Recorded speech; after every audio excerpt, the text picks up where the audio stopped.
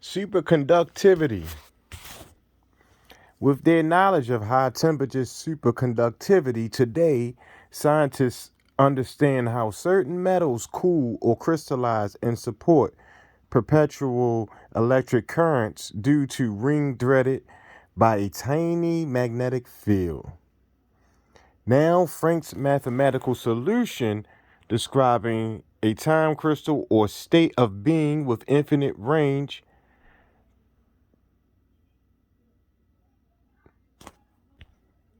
correlations may be support for ancient cultural views on a long crystallized existence after death.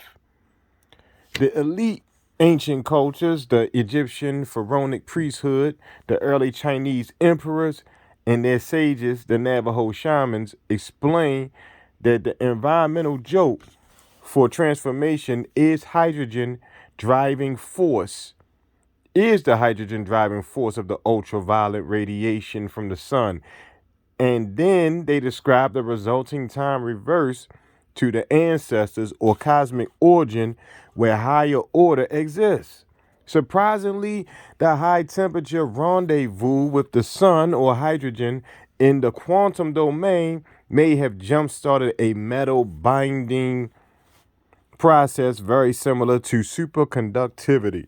For example, the Chinese emperor's transcendent objective to become a star is described in Hu Anansi 4, section 19, and summarized as the growth of ores in the earth, vaporization, and condensation related to gold, lead, copper, silver, iron. This is a sound explanation for the core collapse supernova's nucleosynthesis, for it explains the synthesis of heavy elements up to iron. Still, if we consider this speculative proposal that Frank's time crystal is similar to a crystallized quasi-hybrid state of being explained by earlier cultures, then the virus lambda must have the necessary metals to allow a type of superconductivity or metallic transformation that could exist at cold temperatures. Now, the head or the capsid of phage lambda contains both arms of its DNA in a linear form that is protected by a protein coat. Surprisingly, lambda has impressive metal binding potential in its viral coat proteins. In May of 2011, Zhang and his colleagues searched for metallic proteins that could bind metal ions known as metalloproteins in phage lambda due to high metal binding potential of its viral coat proteins. Scientists have found transition metals, manganese, iron, cobalt, nickel, zinc, copper in lambda's protein coat of many colors using state-of-the-art metallamics techniques. And just a side word note, that word I was trying to pronounce was metallamics or metallamic techniques. And the base is metallone. And what that is a comprehensive analysis of the entirety of metal and metalloids species basically that's in the cell or tissue type. So kind of like the Terminator, the liquid Terminator. So we got different parts of us that are more malleable than others as far as our metal binding portions of our body. But little side note.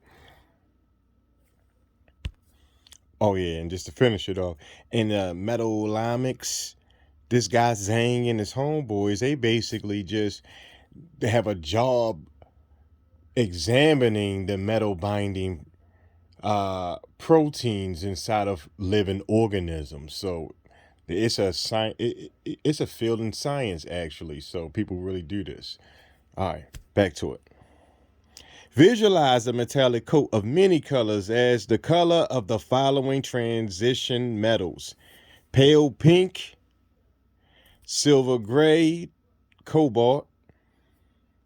Uh, Silver goes to nickel. Reddish brown goes to copper. And bluish gray white would go to zinc. And I'm sorry, the pale pink was for the manganese as well. All right, so we got those out the way. Approximately 1/3 of proteins require metals, while some metals tend to bind organic molecules more selectively. This natural order of stability for divalent or forming two metal bonds, which is what the word means, metals, is called the Irving-Williams series. Copper and zinc form the tightest complexes with organic molecules, then nickel and cobalt, followed by iron and manganese, and finally calcium and manganese.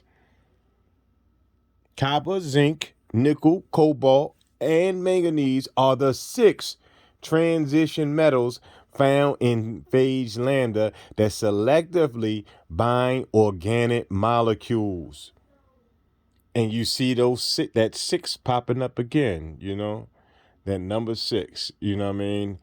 And some people probably gonna make some relations to nah, I'm gonna hold that back later.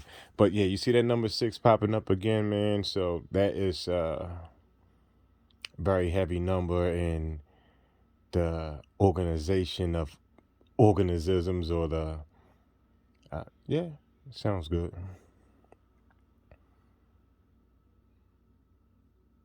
All right, so back to this. Transition metals are malleable, conducting electricity and heat.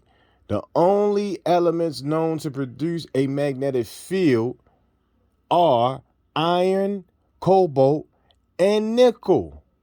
The same elements in phage lambda's head or coat protein of many colors.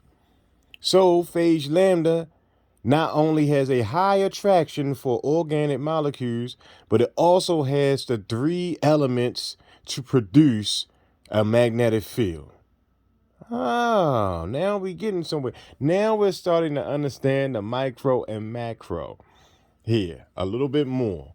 All right, this is why everything that happens within the cell is a smaller version of what happens with the solar wind coming into the Earth's magnetic field. Okay, back to it. This adds some support to the isosthesis proposal based on the holographic principle that the sun's interplanetary magnetic field represents viral DNA on the mesoscopic scale. And I want to stop and point out this word mesoscopic, or it comes from the base mesocosm, and they are basically enclosed environments that allow small parts of a natural environment to be observed under control. So there's a branch of science that deals with this, and it's a scale version. It's just another scale on how they measure things. For example, you use inches when we're talking inches and stuff, but we move over to whales or something like that, and well, let's say we use things that are as big as inches, so we use a ruler to measure it. But if we get things a little smaller and we want more defined measurements, we use centimeters. Okay, that's a better example. Okay, so back to it. So lambda not only has metal binding potential in its viral coat proteins, but it also has the Irving and Wallace series of metals that form the tightest complexes with organic molecules, including the 3 known elements that produce a magnetic field. The human genome and gut microbiome also had microbiomes, I'm sorry, also have metal content. Although identifying metalloproteins or metal binding proteins in the human genome is a difficult process, Claude Andretti and his colleagues proposes that about 2,800 human proteins are potentially zinc binding in vivo, corresponding to 10% of the human proteome.